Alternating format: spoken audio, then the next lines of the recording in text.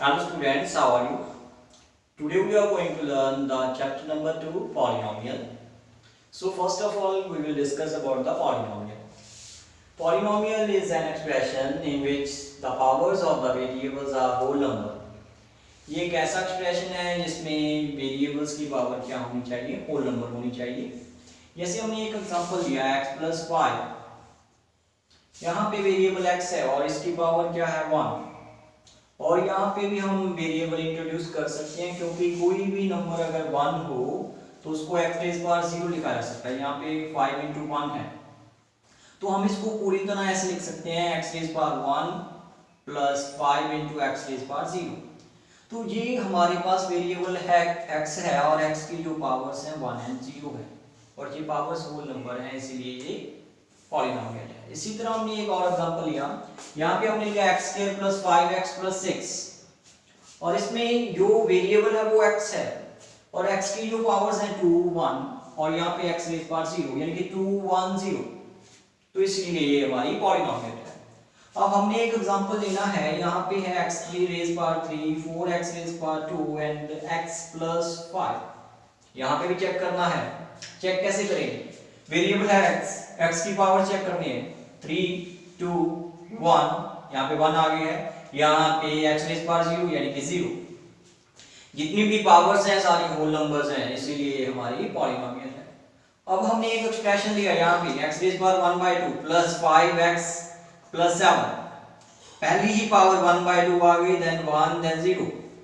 ये 1 and 0 ये whole number है लेकिन 1/2 is not a whole number, तो इसीलिए इस एक्सप्रेशन को हम पॉलिनोमियल नहीं कहेंगे. तो एक ऐसा एक्सप्रेशन जिसमें वेरिएबल की जो पावर्स हैं होल नंबर हो उसको हम पॉलिनोमियल बोलते हैं. अब कुछ एग्जांपल ऐसे लेंगे जो पॉलिनोमियल्स नहीं है. जैसे x rays power -1 plus 5x plus 7. इसमें भी हमें देखना पड़ेगा जो पहली ही पावर है x की जो पहली पावर है वो -1 है और सेकंड पावर 1 है, थर्ड 0 है. 1 and 0 होल नंबर है लेकिन -1 is not a whole number, तो इस एक्सप्रेशन को हम पॉलिनोमियल नहीं कहेंगे. और अब हम एक और लेके चलते हैं x रेज़ पावर 1/2 और कई बार इसको ऐसे लिख देते हैं square root of x² plus 5. Square root x का मतलब क्या है? पावर 1/2. बाकी पावर्स होल नंबर है लेकिन ये पावर हमारी होल नंबर नहीं है, इसीलिए इसको पॉलिनोमियल नहीं कहेंगे. राइट. तो पॉलिनोमियल को सिंपली चेक करने के लिए वेरिएबल्स की पावर चेक कर सकते हैं, तो हमारे पास पॉलिनोमियल का पता चल जाता है. अब हम देखेंगे टाइप्स ऑफ द पॉलिनोमियल.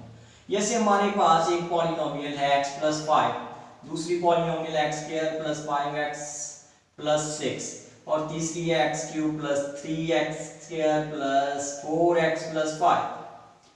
पहले चेक करते हैं पॉलिनोमियल्स हैं कि नहीं. यस, यहाँ पे ये पॉलिनोमियल आ जाएगी. ये भी एक polynomial. Check it. Powers 1 and 0, powers 2 1 and 0, powers 3 2 1 and 0. Check करो. तो हमने चेक किया first one is also polynomial, second and third ये हमारी पॉलिनोमियल. अब हमने देखना है ये पॉलिनोमियल कौन सी पॉलिनोमियल है. इसको हम लीनियर पॉलिनोमियल बोलते हैं. इसको हम बोलते हैं लीनियर, इसको बोलते हैं क्वाड्रेटिक और इसको बोलते हैं हम क्यूबिक. अब हमने सोचना है ये लीनियर क्यों है. इसमें जो हाईएस्ट पावर थी वो 1 थी. अगर हमारे पास हाईएस्ट पावर 1 हो, अगर वेरिएबल की हाईएस्ट पावर 1 हो तो उसको हम लीनियर पॉलिनोमियल बोलते हैं. अगर वेरिएबल की हाईएस्ट पावर 2 हो तो उसको हम क्वाड्रेटिक पॉलिनोमियल बोलते हैं. अगर हाईएस्ट पावर 2 हो, अगर वेरिएबल की हाईएस्ट पावर 3 हो तो उसको हम क्यूबिक पॉलिनोमियल बोलते हैं. Highest power is 3, so this is cubic polynomial. हम इजीली डिफरेंशिएट कर लेते हैं अगर हम उनकी हाईएस्ट पावर चेक कर लें, और हाईएस्ट पावर को हम डिग्री भी बोल देते हैं.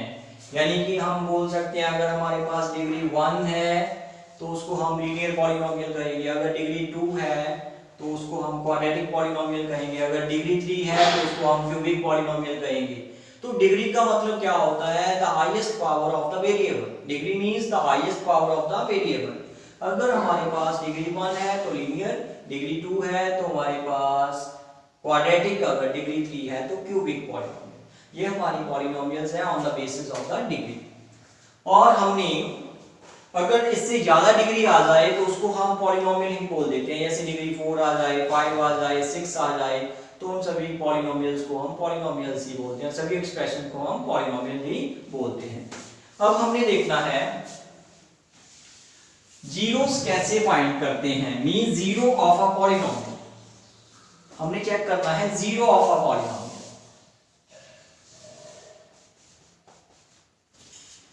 अगर हमारे पास कोई पॉलिनोमियल है, suppose this is the polynomial, और किसी पॉलिनोमियल को हम नेम दे सकते हैं px, qx, gx, किसी भी तरह उसका नेम दे सकते हैं। हमारे पास एक पॉलिनोमियल है x + 5, इसकी हमने जीरो फाइंड करनी है। जीरो फाइंड करने का मतलब क्या होता है? जीरो फाइंड करने का मतलब है हमने x की वो वैल्यू फाइंड करनी है जिसपे ये पॉलिनोमियल जीरो बन जाए। आई रिपीट, अब हमने x की वो वैल्यू फाइंड करनी है जिसपे ये पॉलिनोमियल जीरो बन जाए। तो पहले हम क्या करेंगे, इस पॉलिनोमियल को ही जीरो ले लेंगे, तो हमारे पास x की एक ऐसी वैल्यू आ जाएगी जिसपे ये पॉलिनोमियल जीरो हो जाएगा।